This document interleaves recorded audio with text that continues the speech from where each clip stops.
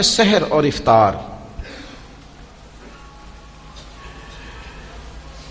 یہ جو سحری اور افطار، یہودی جو تھے نا وہ سحری نہیں کرتے تھے، سحری کا نام و نشان نہیں تھا، روزہ رکھتے سحری نہیں کرتے. تو نبی پاک صلی اللہ تعالی علیہ وسلم نے فرمایا ہمارے اور یہودیوں کے درمیان فرق ہی سحری کا ہے. اور نبی پاک صلی اللہ تعالی علیہ وآلہ وسلم نے فرمایا سحری کھایا کرو، سحری کھانے میں برکت ہے. اور اگلی بات سننی آپ نے تو خوش ہو جانا ہے، سحری کو معمولی نہ سمجھے، سحری کرنا عبادت ہے. ہاں آپ مت سمجھیں کہ میں روٹی کھا رہا ہوں، یہ تو میرے سامنے دہی رکھا ہوا ہے، یہ تو سالن رکھا ہوا ہے، یہ تو اچار رکھا ہے، تو چپاتیاں رکھی ہیں. سحری کھانا عبادت ہے. آپ صبح اٹھے، آپ کی تو روٹین ہی اور تھی، تو 7 بجے کھاتے تھے، 9 بجے کھاتے تھے. یہ جو آپ صبح کھا رہے ہیں اٹھ کے سحری میں، اپنی مرضی سے تھوڑی کھا رہے ہیں، یہ تو کسی کے کہنے سے کھا رہے ہیں، یہ تو کسی کے بٹھائے بیٹھے ہیں.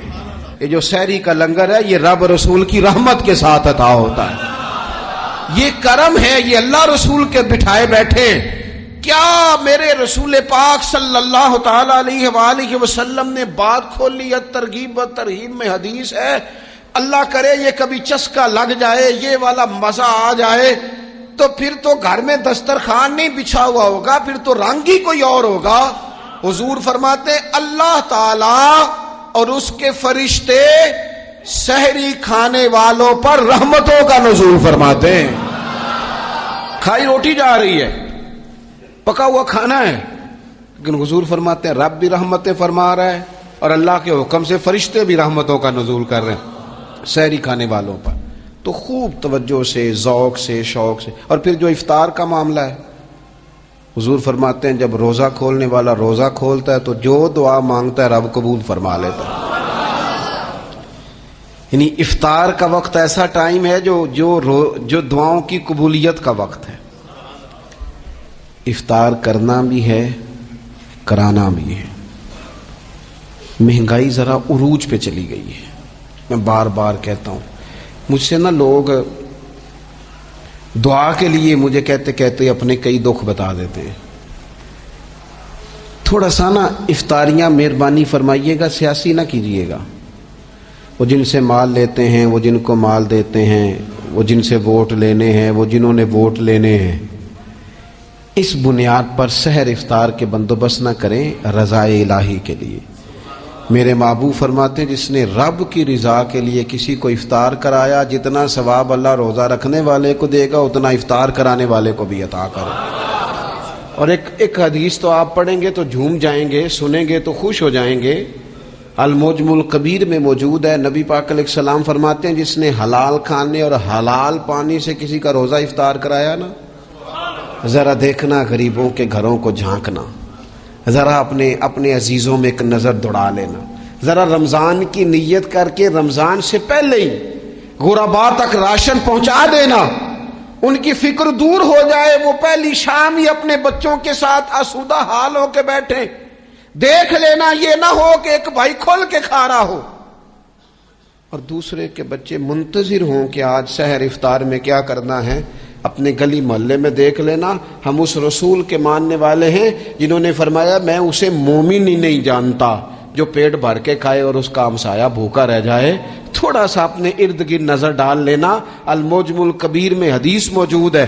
اللہ کے پیارے رسول صلی اللہ تعالی علیہ وسلم نے فرمایا جس نے حلال پانی سے، حلال روٹی سے کسی کا روزہ افطار کرایا تو فرمایا فرشتے اس بندے کے لیے رمضان کے دنوں میں، رمضان کی گھڑیوں میں دعا کرتے ہیں، اور جناب جبریل امین اس کے لیے شب قدر کی رات دعا کرتے ہیں.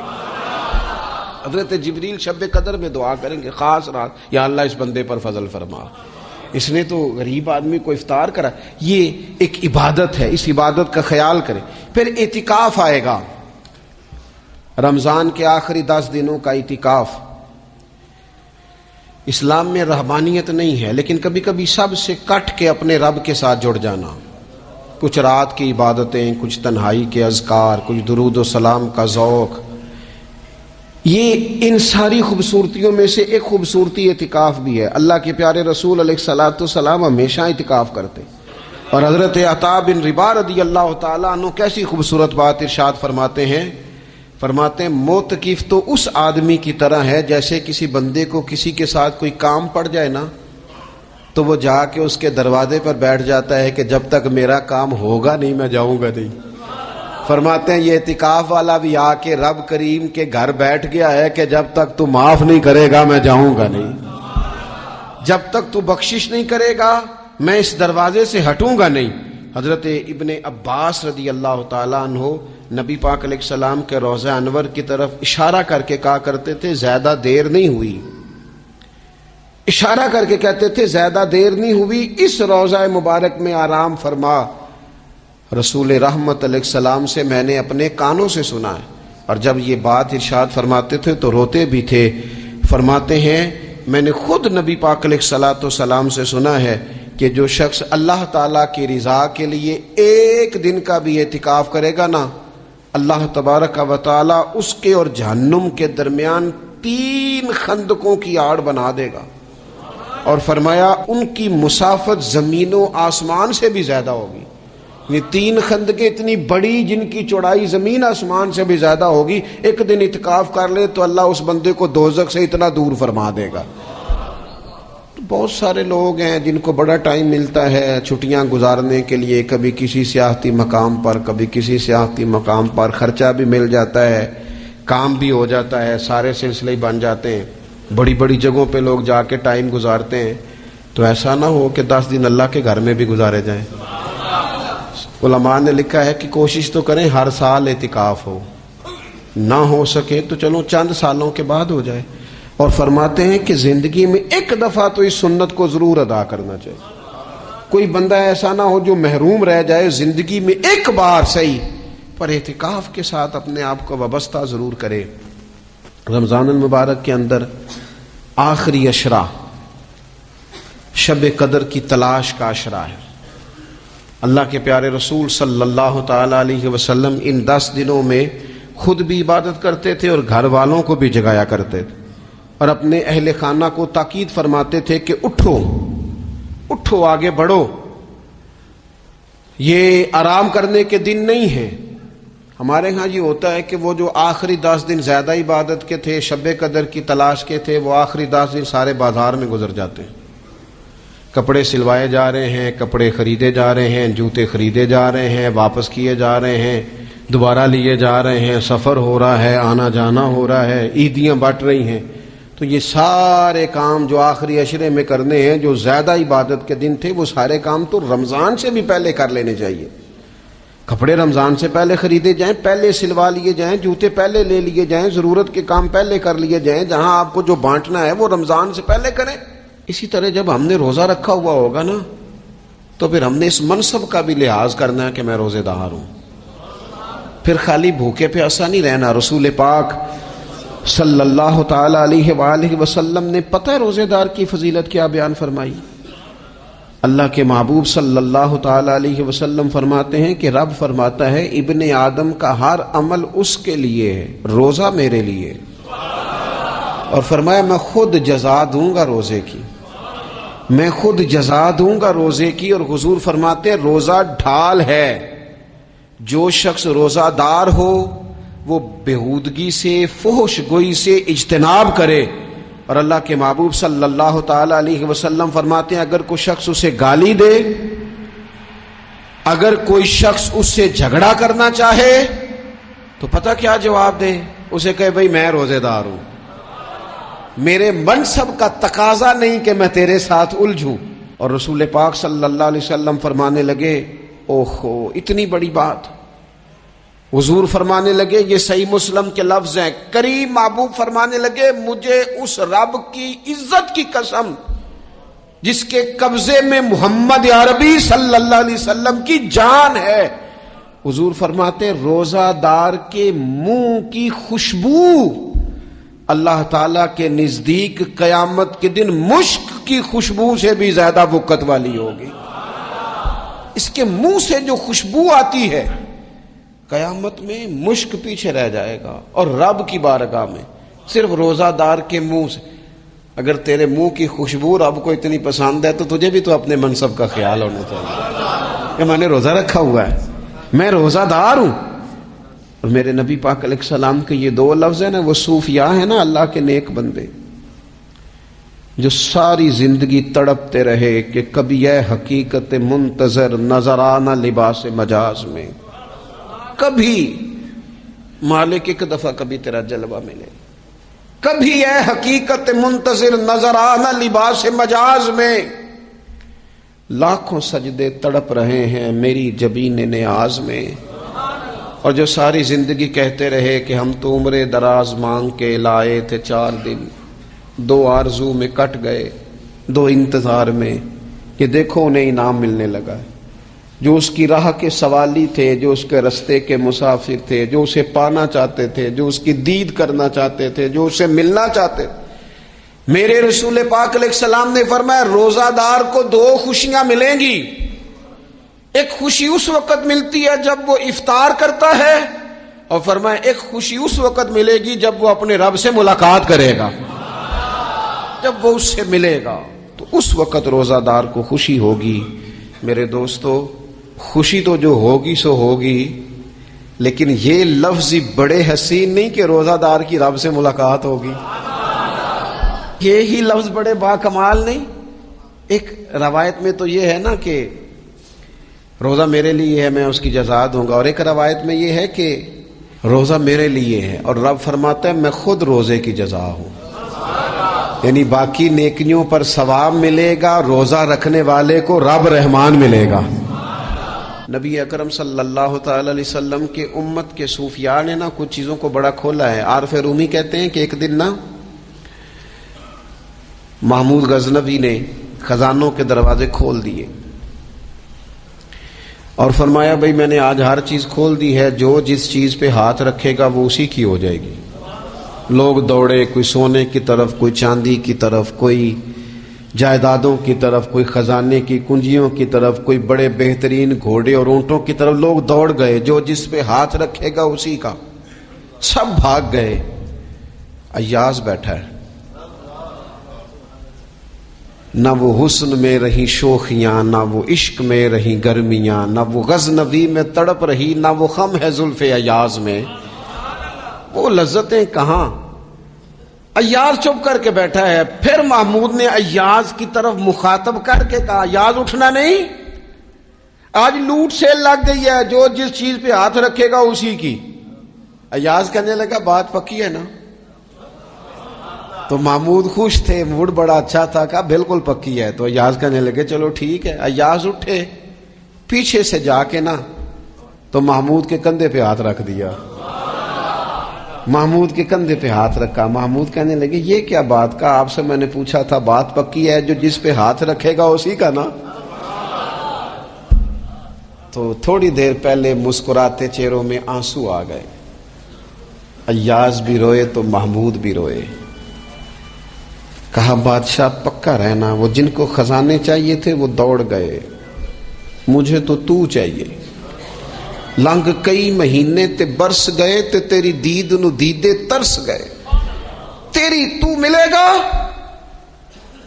تو پھر کہا محمود نے، اس نے کہا میں وعدہ کر چکا تھا، بس ٹھیک ہے، باقیوں کے خزانے اور میں تیرا طے ہو گئی. فرمایا باقی نیکیوں پر ثواب ملے گا اور روزہ رکھنے والے کو رب رحمان ملے گا، اللہ کا قرب ملے گا. دیکھو نا وہ خاص انسان کو کیفیت حاصل ہوتی ہے روزے میں، رب کے ہونے کا یقین. وہ جو صوفیاء کہتے ہیں نا مراقبہ کرو، وہ نصیب ہوتا ہے.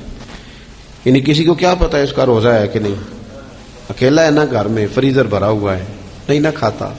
کیوں؟ اسے پتا ہے میرا رب میرے ساتھ ہے، میرا رب مجھے دیکھ رہا ہے. بس یہ تصور توحید پکا ہو جاتا ہے رمضان. تو پھر اللہ تبارک و تعالیٰ کی بھی خاص رحمت اور کوئی خاص ہی اعزاز. حضور فرماتے ہیں جنت کے کئی دروازے ہیں، ایک باب الریان ہے، اس سے صرف روزہ دار گزریں گے. آواز ہوگا روزے والے آ جاؤ، وہ آ جائیں گے. فرمایا اس خاص دروازے سے گزرو، جب گزر جائیں گے تو فرمایا بند کر دو بھائی، اور کوئی نہیں گزرے گا یہاں سے. دروازہ ہی مخصوص ہے، ان کا اعزاز ہی ذرا زیادہ ہے. تو میرے عزیز رمضان شریف کے اندر وہ منصب کا بس خیال رکھیں کہ میں روزہ دار ہوں. اس احتیاط کے ساتھ. اور دوسری جو رمضان کی چند عبادات ہیں نا، سب سے پہلی تو میں عرض کروں گا تراویح کے حوالے سے. یہ بات یاد رکھ لیں کہ نبی پاک علیہ الصلوۃ والسلام نے فرمایا جس نے ایمان اور احتساب کی نیت کے ساتھ رمضان میں قیام کیا، اللہ اس کے پچھلے سارے گناہوں کو معاف فرما دے گا. اور ایک مقام پر نبی پاک صلی اللہ تعالی علیہ وسلم نے بیان کیا، یہ مشکات میں موجود ہے، حضور فرماتے ہیں رمضان اور قرآن دونوں قیامت کے دن بندے کی شفاعت کریں گے. رمضان کہے گا یا اللہ میں نے اسے دن بھر کھانا کھانے سے باز رکھا اور تیری بارگاہ کے حکم کے مطابق اس نے اپنے آپ کو ان چیزوں سے بچا کے رکھا. اور قرآن کہے گا مالک رات میں نے اسے نیند سے روکے رکھا. کیا مطلب؟ اس نے کھڑے ہو کے عبادت کی. اگرچہ اس سے مراد شارحین حدیث نے تراویح بھی لیا ہے، تہجد کی نماز بھی لیا ہے، صلاۃ اللیل بھی لی ہے، لیکن میرے عزیز یہ خاص ربط ہے قرآن مجید کے ساتھ تراویح کا. مسنون ہے رمضان کی راتوں میں قرآن مجید اور تراویح کا پڑھنا. اگر تھوڑی سی نا طبیعت میں صرف تبدیلی پیدا کی جائے، میں نے دیکھا ہے کہ جو لوگ کہتے ہیں نا میرا وقت بڑا قیمتی ہے، بڑی ساری جگہوں پہ آپ کو بیٹھنا پڑتا ہے، بیٹھیں آپ 2 گھنٹے بیٹھیں، 3 گھنٹے بیٹھیں. میں نے دیکھا ہے لوگ جاتے ہیں کسی دفتر میں تو رات کو ہی چلے جاتے ہیں اس علاقے میں، کھڑے ہیں پاسپورٹ کے دفتر کھڑے ہیں، شناختی کارڈ کے دفتر کھڑے ہیں، امیگریشن کی لائنوں میں کھڑے ہیں. کچھ ذہن تو بنائیں کہ میں نے رات کھڑے رہنا ہے اور اپنے رب کی عبادت کرنی ہے. تراویح کو ذرا ذوق سے آپ اگر تھوڑا ارادہ کر لیں گے نا، یعنی کوئی ایسا مشکل کام نہیں. میری تو رائے یہ ہے کہ پہلے 3-4 دن ذرا جم کے ذہن بنائیں اور تھوڑا سا نا روٹین کو بدلنے کی کوشش نہ کریں. جس امام صاحب کے پیچھے تراویح شروع کریں کوشش کریں ساری وہیں پڑھیں. روٹین بدلنے سے بھی سستی آتی ہے. ایک دن یہاں گئے 2 دن وہاں گئے، تو یہ روٹین بدلنے سے بھی بعض اوقات سستی آتی ہے. کوشش کریں ایک جگہ پہ قرآن شریف سننا شروع کریں اور پھر پورا قرآن مجید وہیں پہ سنیں اور تھوڑا ذہن بنائیں. میں نے دیکھا ہے ہمارے استاد صاحب اس طرح کیا کرتے تھے کہ بہت تھوڑا کھانا افطاری کے وقت، تھوڑا، اور ان سے کہا جاتا آپ بزرگ آدمی ہیں اتنا کم کھانا کیسے نظام چلے گا؟ تو فرماتے تھے میں 1 چپاتی اور آدھی چپاتی کھا لوں گا لیکن تراویح کے بعد. اب اگر زیادہ کھانا کھاؤں گا تو طبیعت میں سستی آئے گی، میرے لیے کھڑا ہونا مشکل ہو جائے. سادہ سا کھانے کے ساتھ افطاری کی جائے گی. اور تراویح کے لیے اپنے آپ کو ذہنی کہاں ٹائم ملتا ہے سارا سال قرآن پڑھنے سننے کا؟ یہ تو اللہ نے موقع عطا فرمایا ہے. تو تھوڑا سا اگر دلچسپی پیدا کی جائے، بڑا سونا قرآن مجید پڑھا جاتا ہے مساجد میں، بچے بڑی خوبصورتی سے، تو اللہ کا شکر ہے جگہ جگہ پہ. اور مساجد کے علاوہ بھی میں نے دیکھا ہے ہم سے لوگ مطالبہ کرتے ہیں کہ ہماری فیکٹری میں رات کو بھی کام ہوتا ہے، اتنے سارے ورکر ہیں تو بچہ کوئی مل جائے قرآن شریف سنائے، فلانی جگہ بھی اتنے لوگ ہیں تو اگر موقع مل جائے. تو اگر تھوڑا ذہن بنایا جائے، شوق پیدا کیا جائے تو اللہ تعالیٰ فضل فرماتا ہے، انسان کو طاقت ملتی ہے کھڑے رہنے کی. ایک تو تراویح، روزہ، تراویح. اور تیسری بات ہے یا ایھا الذین آمنوا کتب علیکم الصیام کما کتب علی الذین من قبلکم لعلکم تتقون. اے ایمان والو تم پر روزے فرض کیے گئے جیسا کہ تم سے پہلے لوگوں پر بھی فرض کیے گئے تھے تاکہ تم تقوی اختیار کرو. روزہ تمہیں پرہیزگار بنائے گا، تمہارے اندر سے جو نفسانی چیزیں ہوں گی انہیں نکالے گا اور اللہ تبارک و تعالیٰ کی طرف تمہارے دل کا رجحان ہوگا، تمہاری روح کا رجحان ہوگا، تمہیں تزکیہ دے گا. روزہ انسان کی تربیت کرتا ہے. انسان کو روزہ ذہنی طور پر تیار کرتا ہے کہ اللہ کے حکم کے مطابق کھانا ہے، اللہ کے حکم کے مطابق پینا ہے. سب سے بڑا مسئلہ اس دور کا رزق کے حلال کا حصول ہے اور حرام سے اجتناب ہے. تو روزہ ہمیں یہ سبق پڑھاتا ہے کہ ہم وہی کھائیں گے اور اسی وقت کھائیں گے جو کھانے کا ہمیں ہمارے رب نے حکم ارشاد فرمایا ہے، اور جس سے اللہ رسول منع کر دیں گے. جتنی مرضی چمک دمک اپنے دامن میں رکھے، جتنی مرضی، لیکن ہم وہی لیں گے جو ہمارے لیے جائز ہے. آپ غور فرمائیے، روزہ لعلکم تتقون، روزہ تمہیں پرہیزگار کرتا ہے. بہت سارے لوگ ایک بات کرتے ہیں کہ عادتیں نہیں بدلی جاتی یار، کوشش کرتا ہوں لیکن میری عادت نہیں تبدیل ہوتی۔ میں آپ کو ایک رائے دینے لگا ہوں، مشورہ دینے لگا ہوں، میں آپ سے یہ عرض کرنے لگا ہوں کہ موقع آیا ہے رمضان شریف کا۔ رمضان میں نا بندہ روٹین میں اپنی عادتیں بدلتا ہے۔ کسی کو سویرے 7 بجے کھانے کی عادت ہے، کسی کو 9 بجے کھانے کی عادت ہے، کوئی صبح ناشتہ نہیں کرتا، دوپہر میں ہی کھاتا ہے۔ لیکن رمضان آیا تو عادت بدل گئی، 7 بجے والا بھی نہیں کھا رہا، 9 بجے والا بھی نہیں کھا رہا، دوپہر والا بھی نہیں کھا رہا، سارے سحری میں کھا رہے ہیں۔ عادت بدل گئی، بالکل طبیعت بدل گئی، روٹین چینج ہو گئی۔ کوئی اٹھ رہا تھا صبح فجر میں اللہ کی توفیق سے، اللہ تعالیٰ معاف فرمائے، تو کچھ ایسے بھی تھے جو 9-10 بجے اٹھ رہے تھے، کچھ الحمدللہ فجر پڑھ کے چلو کسی وجہ سے پھر سو گئے، 10-11 بجے اٹھ رہے تھے، روٹین بدلی ہوئی تھی۔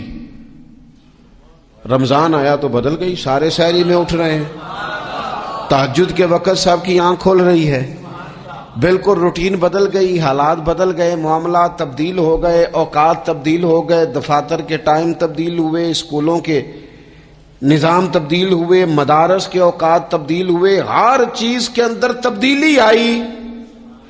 معنی کیا ہے کہ اللہ نے تمہیں موقع دیا ہے کہ عادتیں بدلی جا سکتی ہیں، اپنے آپ کو تبدیل کیا جا سکتا ہے، لائف سٹائل کو چینج کیا جا سکتا ہے۔ یہ موقع آیا ہے، ایک مہینہ ہے پورا، 2-3 دن 4 دن آپ کی روٹین بگڑ جائے نا سونے کی، یعنی روٹین سے ہٹ کے آپ سونا جاگنا شروع کر دیں تو پھر وہی روٹین بن جاتی ہے، پھر اسی ترتیب سے انسان سارے کام کرتا ہے۔ تو رمضان میں روٹین چینج ہوگی، سارے تہجد میں اور سحری میں اٹھیں گے، تو اللہ کرے نا یہ روٹین قائم رہے۔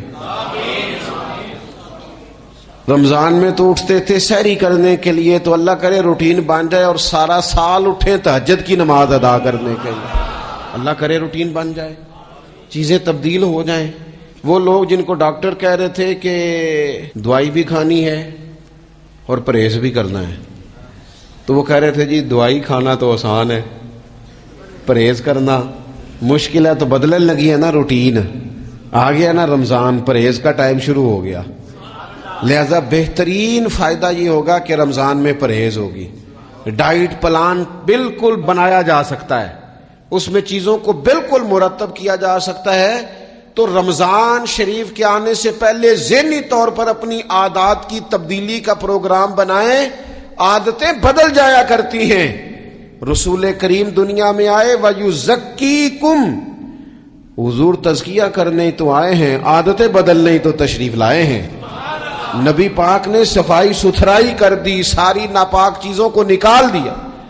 تو روٹین دیکھیں کہ رمضان میں تقوی کے حصول کے لیے اپنی عادات کو تبدیل کرنا ہے، اور اس کے لیے ذہنی طور پر اپنے آپ کو تیار کریں۔ وہ جو کہتے ہیں بچے سویرے نہیں اٹھتے، وہ روٹین بنا لیں، یہ موقع آیا ہے، ابھی سے ارادہ کر لیں کہ جناب ہم نے اس ترتیب سے اپنے گھر کو، ماحول کو، بچوں کو اس ترتیب سے ہم نے مرتب کرنا ہے چیزوں کو۔ یہ آپ ارادہ کریں، اللہ تعالیٰ مدد فرمائے گا۔ رمضان المبارک کی جو خاص فضیلت ہے، اس خاص فضیلت کو رمضان آنے سے پہلے ذہن میں بٹھا لیں، اور رمضان المبارک پورے کا پورا اس ذوق سے گزاریں کہ ذہن میں بات موجود ہو، ذہن میں کہ دراصل رمضان کیا ہے۔ اللہ کے پیارے رسول صلی اللہ تعالی علیہ وسلم نے فرمایا، اے لوگو تم پر ایک عظیم المرتبت مہینہ سایہ فکن ہو رہا ہے۔ حضور فرماتے ہیں شہر مبارک، فرمایا یہ بڑا برکت والا مہینہ ہے، یہ برکتیں لے کے آیا ہے، یہ رحمتیں لے کے آیا ہے، یہ اپنے ساتھ عنایات لے کے آیا۔ اور نبی اکرم صلی اللہ تعالی علیہ وآلہ وسلم نے فرمایا جو بندہ بھی قرب الہی کی نیت سے رمضان میں نیکی کا طلبگار ہوگا، فرمایا وہ اگر نفل نیکی کرے گا نا تو اللہ تعالیٰ اسے فرض کے برابر ثواب عطا فرمائے گا۔ اور حضور علیہ الصلوۃ والسلام فرماتے ہیں جو اس مہینے میں ایک فرض ادا کرے گا اللہ 70 فرضوں کے برابر اجر عطا کرے گا۔ اپنے ذہن میں ایک بات بٹھائی جائے، ذہن میں یہ بات بٹھائی جائے کہ یہ نا برکت والا مہینہ ہے، اس میں میرا ثواب بڑا ضربوں کے ساتھ آگے بڑھے گا، ایک ذہن بنایا جائے اور پھر ثواب اکٹھا کرنا شروع کر دیا جائے۔